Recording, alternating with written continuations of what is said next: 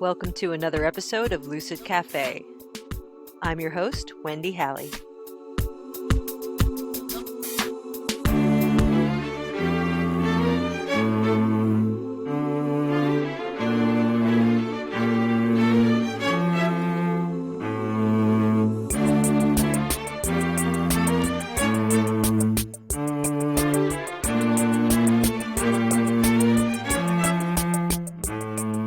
If you listened to the last episode of Lucid Cafe, you learned that my life changed pretty dramatically a little over 20 years ago when I started having spontaneous waking dreams.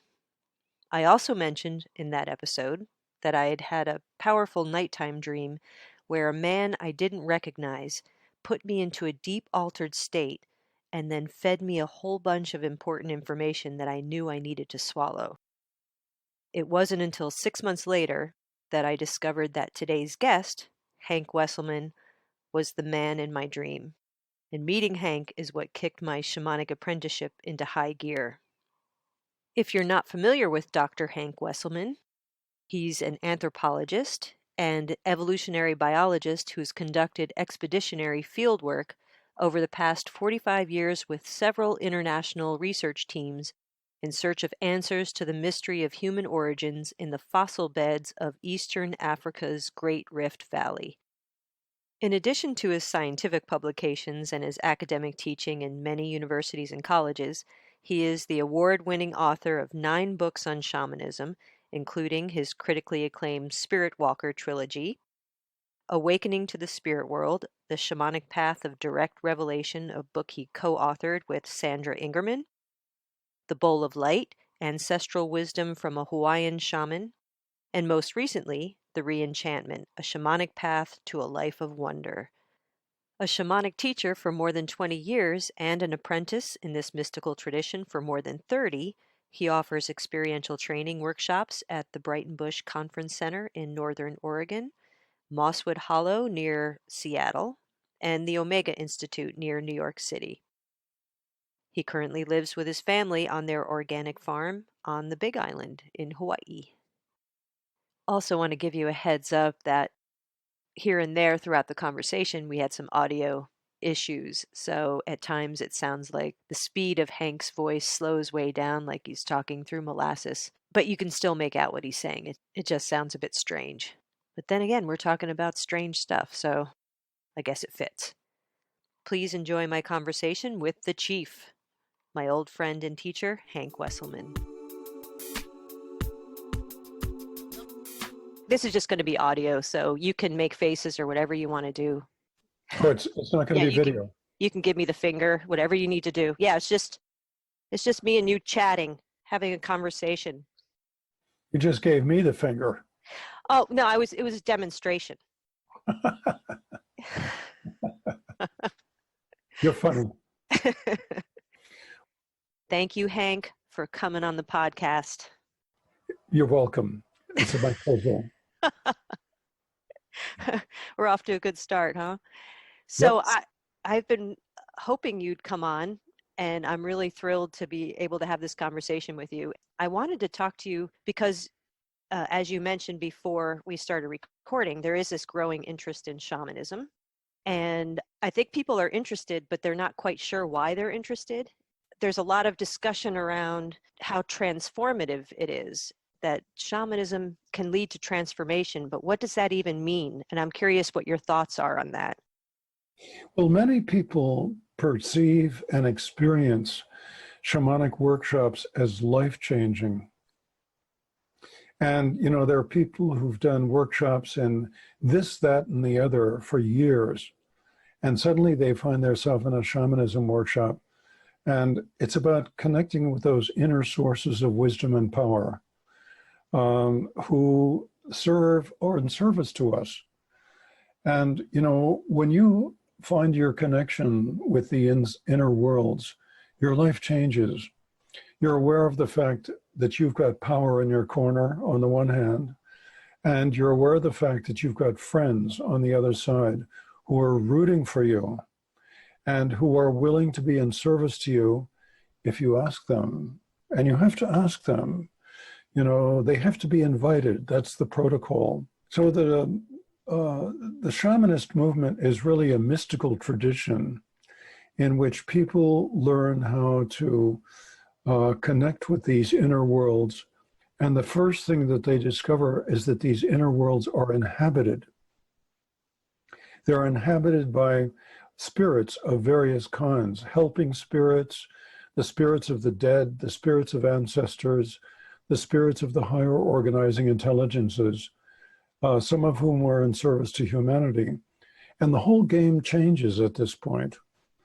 You know, it's like, you know, that wonderful film by Disney on Aladdin. And Aladdin finds himself conned into going into a treasure cave by some con man. He's just a schmuck from the marketplace. And before you know it, the cave closes up on him. And he thinks, I'm going to be here forever. And by accident, he encounters the genie, who's played by Robin Williams. That's right. And Robin Williams, you know, takes one look at this guy and realizes he has no idea what's going for him now. And so he sings him this little song. Of course, that's the way films go. And one of the things he says in the song is, you've got power in your corner now. Oh, that's right. And that's what it's all about. The name of the game for the shaman is power. And the more power you've got, the more you can do. Now, having said that, let me throw something in here. Sandra Engerman is a close friend, and I know that you've interviewed her. We wrote a book together, which did very well. It's still doing very well. And we're close. We've known each other for 30 years. And she got in touch with me last fall, and she said, you know, I'm being connected by some spirits who are ancient. I don't even know who they are. You know, these are ancient transpersonal forces. And I might just add that that's the way I tend to experience spirits, as transpersonal forces. And they usually have a personality, and usually a strong one. And you know, working with them is an art form. And one of the things that Sandy and I discussed was the fact that she's aware, and I'm aware, that in the workshops that we offer, the hands-on workshops and the online workshops, that there are people who get it, and there are people who don't. There are people who are just kind of shopping. They're kind of like window shopping. But the problem is when you connect people who are window shopping with these forces, sometimes they don't have the ability to work with these forces or to control these forces. And that is a kind of concern-making situation. And so this is just something I've become increasingly aware of, because I find that the people in my hands-on workshops at places like Omega and Bradenbush and Mosswood Hollow, and you know, I find that the population has changed. You know, back in the 90s and early 2000s, I got people who were members of the modern mystical movement, who were already mystics, and they already had a very clear sense of who they were and who they were connecting with and what they were able to do with their mystical practice. And I find that in today's workshops, maybe half the people fall into that category, but there are about half the people who are just kind of like looky-loos. They're just kind of like shopping. And I don't know what they're doing with this knowledge and this technique and this process that I'm giving them. Do they continue on? Do they know. just dip into it? I don't know. I think they're just kind of like window shopping. They're just kind of going for this and going for that. And I feel a little uneasy about giving them access to these energies, which they may or may not be able to control and handle.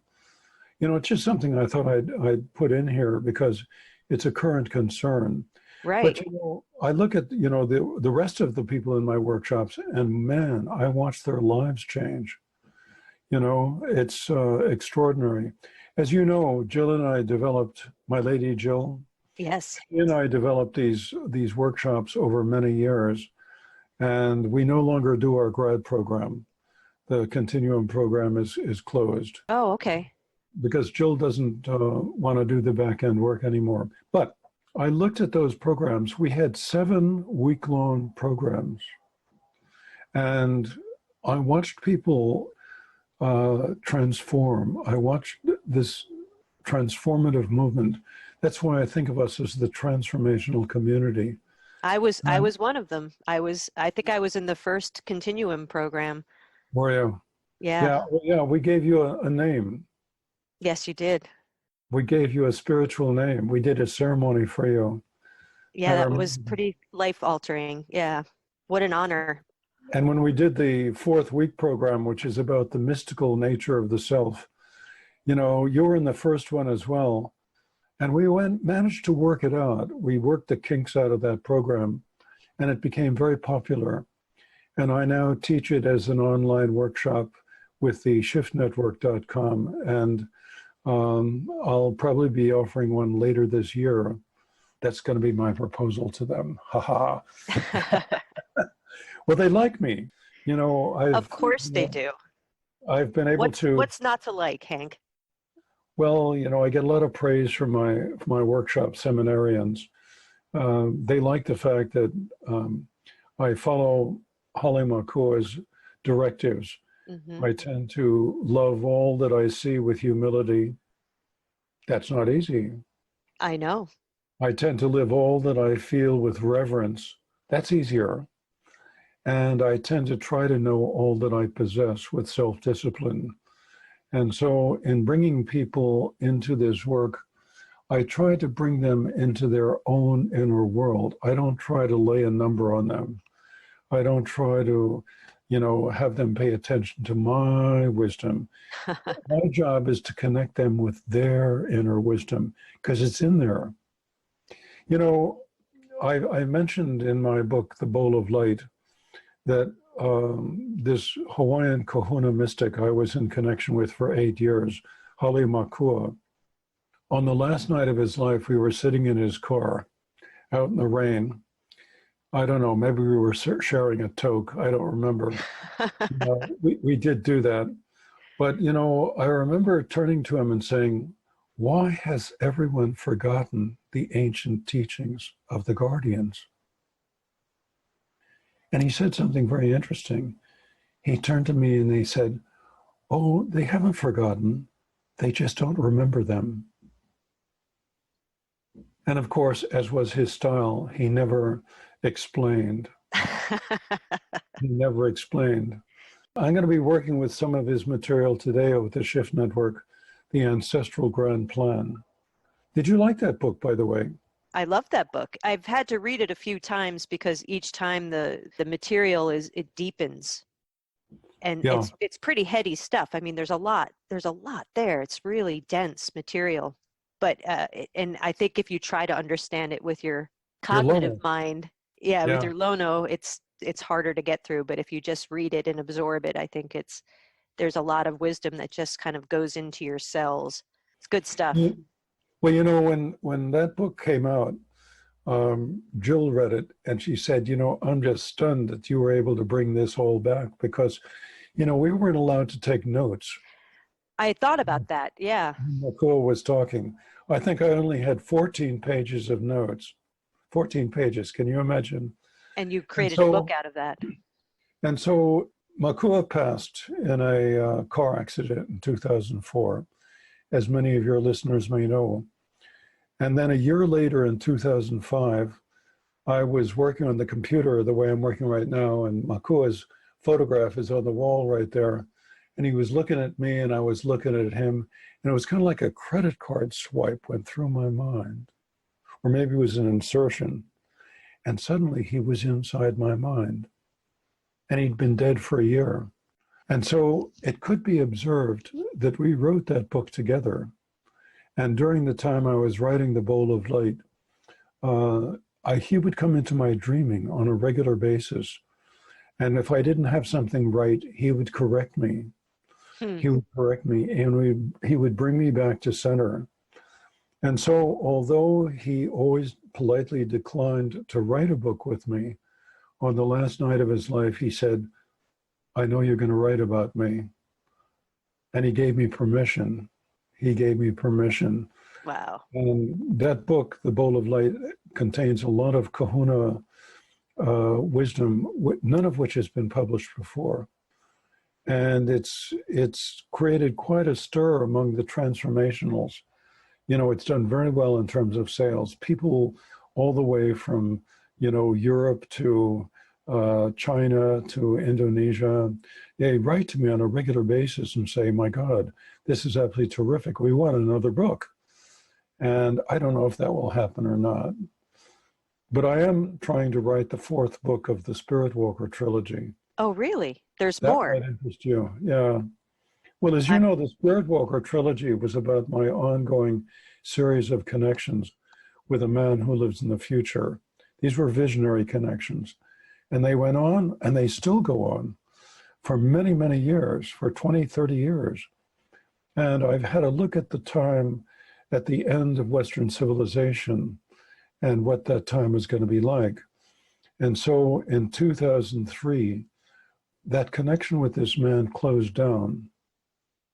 It's like, you know, I'd published Spiritwalker, the first book, Medicine Maker, the second, and Vision Seeker, the third. And once the third book was published, it's like the opening just kind of closed. And I was kind of in mourning for about a year because I thought, bet. well, it's over. Whatever it was, it's over. And then several years later, he clicked on again. And I was in a hotel near the freeway in Sacramento. Go figure. Go figure. I thought when I moved back to the island of Hawaii that he would connect with me, but he didn't. It didn't switch on again. But as it has switched on again, I decided to engage in an experiment. Yeah? So many people have written to me of my readership, and they've asked me, we want to know more about Nainoa. We want to know more about his life in the future. You know, when's the next book coming out? So what I decided to do is when I connected with Nainoa in one of these visionary experiences, I made a proposal. Okay. I proposed that he write the fourth book. Ooh, I got And chills. I would transcribe it. And he has been doing that. He's been writing in what he calls Old English. And so when I have access to this information, this knowledge, his written accounts, I transcribe them. And I clean up the syntax and the grammar and the spelling and so forth and so on. But he's essentially the one who's writing the fourth book. Can you give us a hint about what the topic, what does he want to convey to those of us back here? Well, the first part, I've got about 100 typed pages, more than 100 typed pages right now. The first thing he wants to convey is what his life is like, because his wife, Maria, is now the governor. Her grandmother passed, her mother passed, and the governorship came to her. So he's in that interesting position of being the consort to the governor. He's also well known in all of the land divisions around the inland sea because of his long walk into the interior. He created his own books. They're kind of like scrolls. They don't have bound volumes. They have scrolls, kind of like the Romans and the Greeks did, Okay. which they seal in bamboo tubes, in racks, you know. Anyway, the first thing he conveyed was what his personal life is like.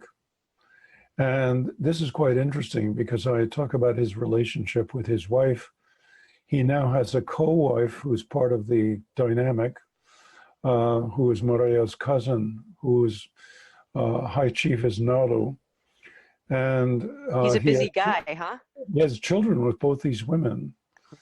And he's moved into a position of power and authority in this collection of communities around what they call the Inland Sea, which the Inland Sea is, those of you who've read these books know, is the Central Valley of California, which is filled with a marine inundation. And California itself doesn't look like California today. It's covered with tropical rainforest. And so, you know, his life is political on the one hand, economic on the other, very loving. His love relationships are something he's written about. Everybody likes that. They like it when I write about love relationships. Oh, do they? They do. And so I've, transcribed a lot of this stuff. Hey, listen, it's pretty steamy. Mm, It's pretty steamy stuff. I really, was, Hank? I was working on this manuscript when I was at Brighton Bush Hot Springs in Oregon a couple of years ago. That's when it got kicked off. And it was about this time of year, actually in March. And people told me that there was steam rising off the roof as I Oh, was in there writing about his sex life. So, so you're going to dive into erotic romance now? Is that the deal? oh God, I don't know. But he's also writing about the fact that I did some survey work for him back in the 90s about how to find his way into the Central Valley of Western Nevada, into the Great Basin, and how to capture a herd of horses and domesticate horses once again. And so what he's writing about right now is this ongoing preoccupation and creation of new land divisions at the northern end of the Central Valley, which is north of Mount Lassen. Mount Lassen is a volcano, and that huge escarpment that he writes about that he had to get up, there's no way you're going to get horses down that escarpment. But that escarpment ran north and south, obviously a tectonic event in geology. And I figured that if the escarpment ran up against Mount Lassen would be a plug, a volcanic plug, and maybe the fault wouldn't extend to the north. And I was right. And so in the far north of the Central Valley, a new land division has been created. And he's been the point man on this. He's a chief. So he's the point man on this. And he's written about, what it was like to do survey into the interior of the continent again. And he's also written about his reconnection with Kanojulak. Everybody wants to know about Kanojulak, his Enu wife. Yes. She's really quite something. And so that's what I've been writing about recently. So there's probably steam coming off my roof here in Hawaii. Right now. Yeah. I lead a very interesting life, Wendy. There's the Hank Wesselman every day. That's me. Yeah. And there's the Hank Wesselman who's the teacher. I have this inner teacher who comes forward to teach when I teach, when I'm in hands-on workshops or online workshops. And then there's Hank Wesselman, the mystic, who is the dreamer. And my dreaming recently has been very vivid. I don't really know why, but it's like, I have these very vivid dreams in which the imagery is so detailed, and it's like I can look at it and study it, and I'm aware that I'm dreaming. It's called lucid dreaming. Exactly. I'm aware that I'm dreaming, and especially just before dawn, there are these what are called hypnagogic hallucinations that come through, in which I find imagery projected into my inner eye, whatever that is. And I can study morphology, I can study details, I can study structure, and I'm aware of the fact that I'm dreaming. And I can sort of act in and direct the content of these dreams to some extent. This is something that's developed in response to my shamanic work. Because as you know, the shaman is really the master dreamer. And all of us dream. Although some of us don't remember our dreams because of a disconnect. But, all of us dream. And dreaming is one of our birthrights. It's one of our birthrights, and it's one of the ways in which spirit connects with us.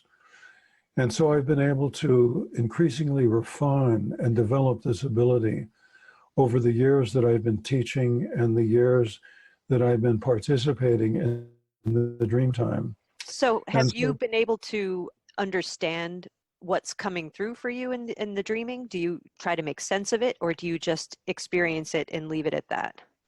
Well, I experience it, and I try to make mental notes. And so what my lady Jill and I do every morning when we get up, we do something very intimate.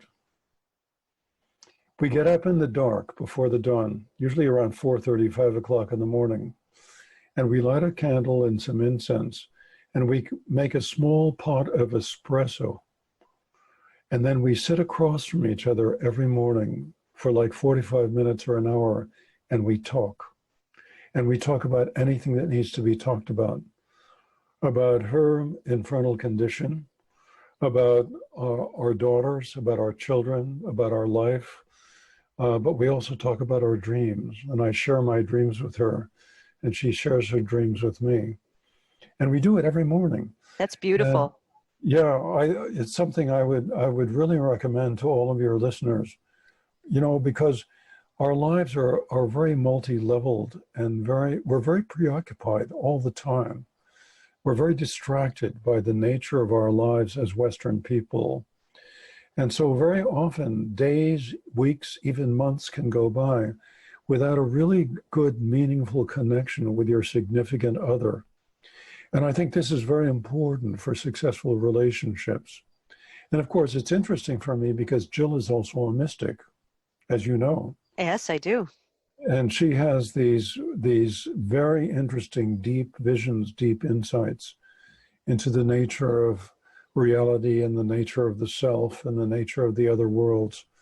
And we share this information with each other. And so the workshops over the years have continually changed. They've continued to develop in interesting ways, unpredictable ways. And so when I get together with a group of people, like you do, I'm sure, as well, I give them a little background. I give them a little foundation work from which to understand what they're going to go into experientially. And then I give them a set of coordinates. And I turn them loose and I direct them into the dream while they're very much awake. This is called shamanic journey work, as you know, and your listeners know as well. It's the ancient form of meditation. It's the ancient religion that predates all of our modern traditions, including yoga. So I'll give these folks, these non-tribal Western people, I'll give them some background on which to draw, and then I'll direct them into the dream world without telling them what they're going to see. We don't do this as a guided visualization. Right. And they will come back, as you know, about 20 minutes later with accounts that would pass muster at any Aboriginal campfire. The Aboriginal people of Australia would find this absolutely riveting that we're doing this. And the Peruvians, when I went to Peru in 2003, I encountered a Quechua shaman. The Quechua people are the descendants of the Incas who live up on the altiplano of the high plains of Peru. They're up there around, God knows, around 14, 15,000 feet, growing potatoes in the cold.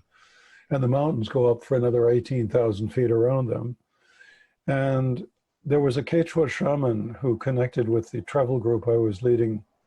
And he looked at me and he looked me over, this is interesting, and a fellow mystic, especially an indigenous tribal person, looks you over and they discover that you're a human being like they are.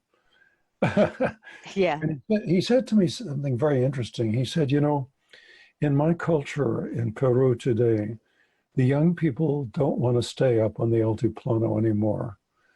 They don't want to stay up there for their whole life and run alpacas and llamas and grow potatoes. They want to go down to Lima and get a job and wear suits and ties and dresses and have a car and get a job at the bank. And, they want to join the Western world. Well, the Western world is so pervasive, with our perks, our material perks especially. He said, the shamanic tradition in my culture is dying because the young people just don't want to go there anymore. It's like they regard it as old-fashioned hocus pocus under the influence of Western Christianity. I might just add here that Western Christianity has been an agent of cultural imperialism, which is absolutely extraordinary. Entire cultures and languages have disappeared off the face of the earth in response. But he said, he brightened visibly, and he said, but the interesting thing is that the shamanic tradition has sort of leapfrogged and it's taken root in the Western world. And you Western people are going to be the carriers of this mystical tradition, this magical tradition, because it's about magic, about real magic. And he said, it's understood that each new generation has the responsibility to perpetuate and refresh a continuously recreated tradition, in the process even adding to and changing the accumulating hoard of wisdom and technique, because it was always in this way that the tradition remained meaningful and vital to the people who carried it and practiced it. And he said that Western shamanism will change in response to who you people are. So you've got to be very circumspect. You've got to, it's the old reverence, discipline, and humility program. He said you've got to be very circumspect with what you're doing, because, it's not just about power. People can acquire power, but if they're not ethical people, they can use that power in non-ethical ways. So you have to understand what the nature of the sacred is. And you have to be aware that you're now participating in something which is ancient, which is ongoing, which is life-changing, which has the potential to change the world. Recently, you're on Facebook. I am. I'm on Facebook. I posted a picture of the head and shoulders of a white buffalo that was born recently. And I get a lot of responses to my posts. And so one of the things I became aware of is that most of the people who are responding have no idea what the significance of the reappearance of white buffalo actually means. So I'm thinking of writing a midwinter newsletter and talking about white buffalo woman. And, since It's a powerful story, yeah. We're talking about it right now. This is a story that comes from the old Black Elk. Most people know the book Black Elk Speaks, but there was a second book also written by an anthropologist with Black Elk called The Sacred Pipe. And in that book, he tells about White Buffalo Woman and how she appeared on the plains to a couple of warriors. And there was a white buffalo that came over the hill, and it rolled the way buffaloes do. And when it got up, it was this beautiful woman in a white doeskin dress. And she came over to these two warriors, and one of the warriors had lust in his heart. The other warrior was an ethical, spiritual person.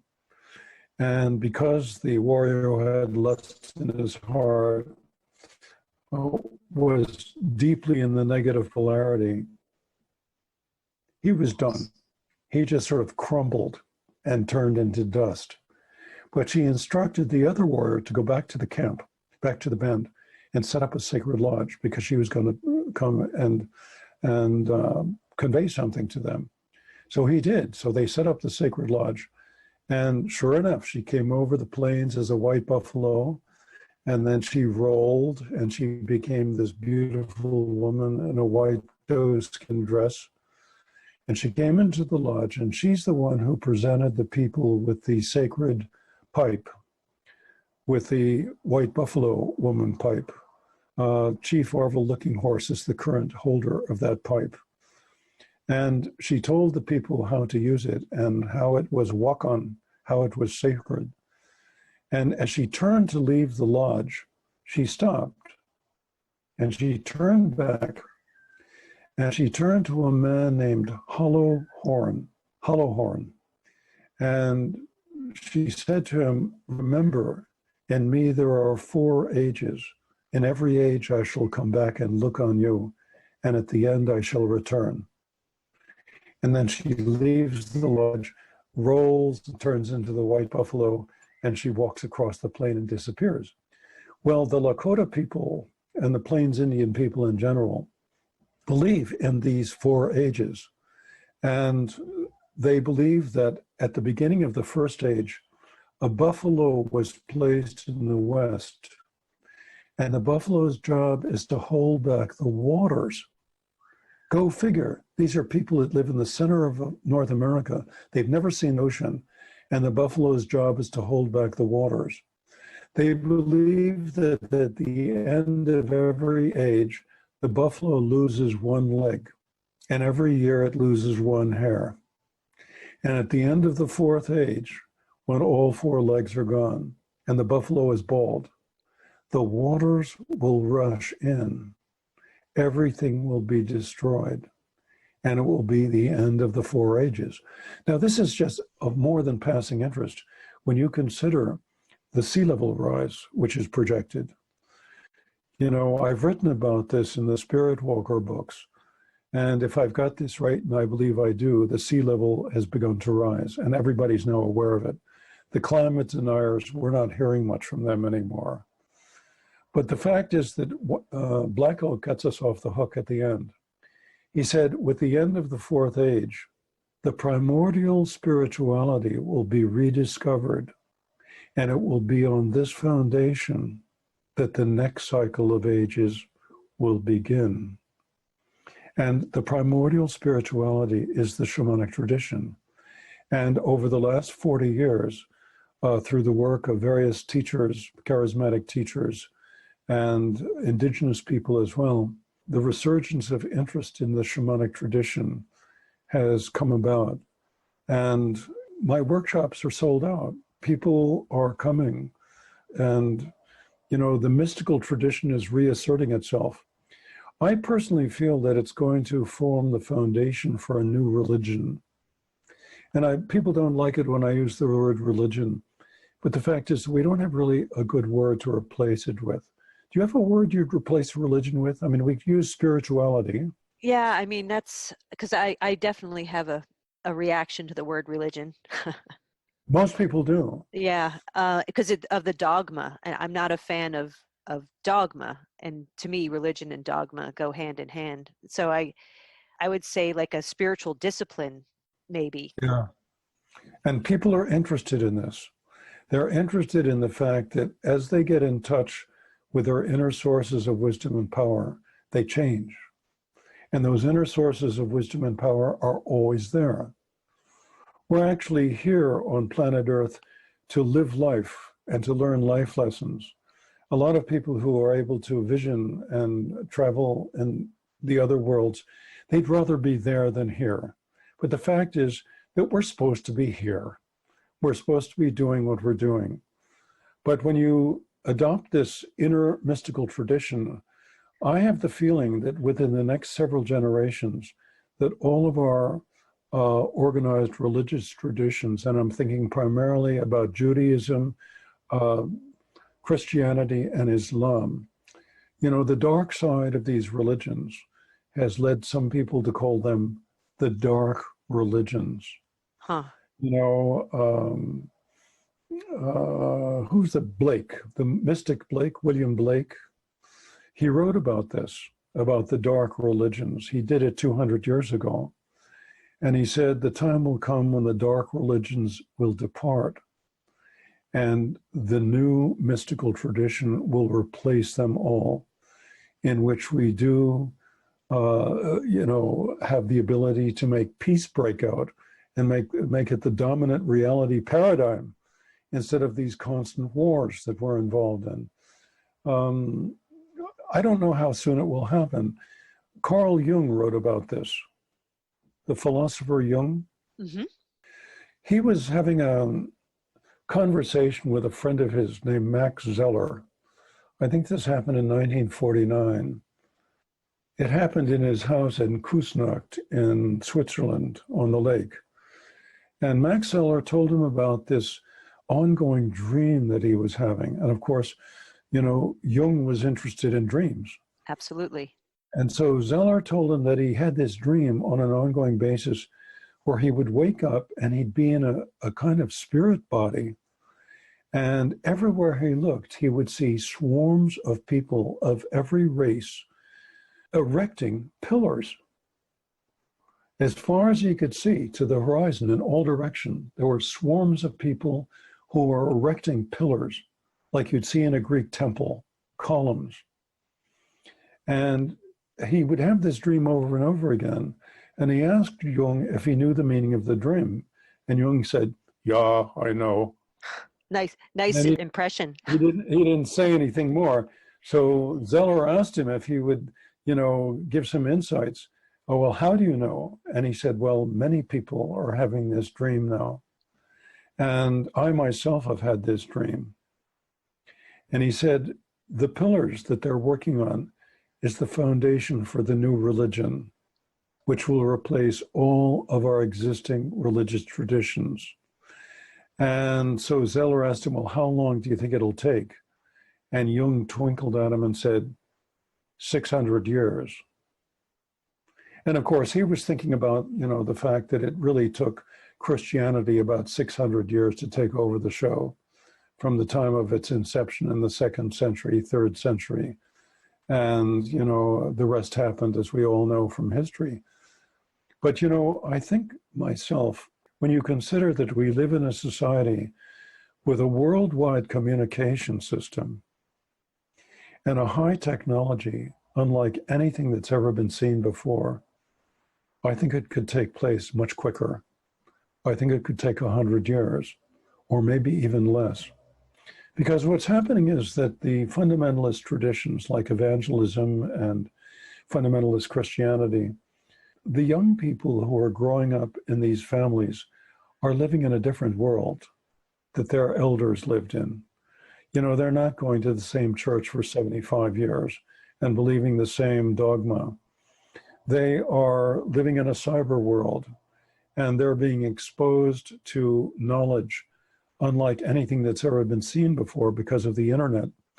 And I think that the internet, in this sense, has the potential to really facilitate the appearance of this new mystical tradition.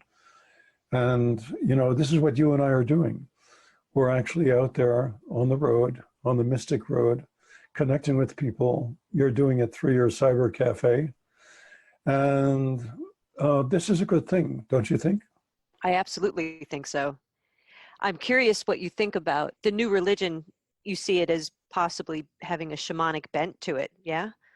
Oh, yeah. It won't be like it was in ancient times. I imagine it because I'm noticing that the practice of shamanism is evolving as it's kind of infiltrating the Western world. It seems to be changing. What do you think? Well, these are people who understand, by hook or by crook, that there is more than one level of reality. There's the level of reality that we live in on a daily basis, and there's the reality that we encounter in the dream time. Number two, these are people who know that it's possible for people like you and me who have trained to go into this other world in a disciplined, structured, goal-oriented way. And we can do various things because of our ability to do this. Number three, they're aware of the fact that this other world is populated by spirits, by transpersonal forces, the spirits of nature, the spirits of elementals, the spirits of the dead, ancestors, higher organizing intelligences. Number four, they understand that each one of us has both a physical body as well as an energy body. And the knowledge of our energetic matrix is one of the signatures of our consciousness age. Next, they believe that everything is connected to everything else. And the connections occur through what we could think of as the real internet, the energetic matrix, which I've written about in my unusual books. Next, they all have a strongly ecological awareness. They're aware of the fact that we have to discover the limits to short-term gain so that we can acquire the knowledge of long-term ecological sustainability upon which the future of our cultures and the future of our species depends. Number seven, they tend to be pretty ethical people. They're deeply concerned with the issues of the elderly, the issues of children, the issues of the gay, lesbian community, the issues of minority groups. In other words, there's a deeply humanistic focus. And they understand that as people move into and rediscover their own version of spirituality, they change. And as they change, the people who are in relationship with them pick up on it, and they change. And the family changes. So this is an interesting ongoing phenomenon in which it begins with the personal. We begin with ourselves. We fix ourselves. We change ourselves. And then it progresses through the family, through the society, into the global. And it's the potential to create an entirely new world. You know, these are also people who have a very strong sense of hope that we will eventually create that new world in which peace will be the dominant reality paradigm. And I just sort of add in here at the end that they're very concerned with the limits of short-term gain, as well as the limits of our Western medical systems. Now, our Western medical systems are fantastic. You know, I wouldn't be sitting here talking to you without the Western medicine kicking in at various times in my life, including an event where I had pulmonary embolisms in 2011 that nearly wiped me out. But I got through it. I'm on the walk-in clinic on blood thinners for the rest of my life because I have sticky blood. If you're in a car accident and you have a ruptured organ, like a spleen, you know, that's not the time to go to your acupuncturist. That's the time to go to Western medicine. Yeah, they're good with trauma it's the time medicine. to find yourself in a room with a world-class surgeon and a world-class anesthesiologist and medical team. But they're also aware that spirit medicine and energetic medicine are adjuncts to, rather than replacements for, Western medicine. So, and those of us who have a healing practice, you have a healing practice. Yes. We're aware of the fact that a good medicine person uses everything at their disposal when dealing with something something serious. You know, for example, my lady Jill is dealing with a blood plasma cell cancer right now called multiple myeloma. We're using everything at our disposal. We're using acupuncture, we're using Western medicine, we're using chemo, she had a stem cell transplant. She does therapy, you know, she does energetic medicine, shamanistic healing. I mean, we're using the whole spread. And I think this is the way that medicine people have always worked. Because among the traditional people that I lived with in Africa, you know, if you got the clap or you got gonorrhea, you know, the medicine people would say, oh, this is a white person's disease. You need to go to the hospital. They wouldn't get out the rattle and shake the rattle and try to make this spirochete-induced illness go away with spirit medicine. That's the time for Western medicine, for physical medicine. And physical medicine is very good at what it does, but sometimes you have to lean on it to get it to do what it's supposed to do. And all of us know that. It's an interesting set of thoughts about the shamanic tradition and how it's morphing. It's literally morphing and it's becoming something else. But it's a mystical tradition. And when you know that you have the ability to connect with these inner sources of wisdom and power, the name of the game changes and life becomes a really enhanced, interesting adventure. I agree. What do you say to people who are deeply embedded in materialism and maybe think that everything you're talking about is bullshit? Well, you know, there are people who get it and there are people who don't. It's always a readiness issue. And one of the things that I'm aware of is that it's not my job to create disharmony among people. So I always assessed very carefully how ready the person is to hear what I have to say. In other words, I don't go around laying numbers on people. I just don't do that. But more and more people are becoming aware of this. I'm aware of the fact, for example, that Hollywood is very interested in anything mystical. You know, Really? mystical. Oh, yes, they are. I worked for several years to see if I could get the Spiritwalker trilogy translated into a Netflix or an HBO series, because with 3 books, we got enough for 3 seasons.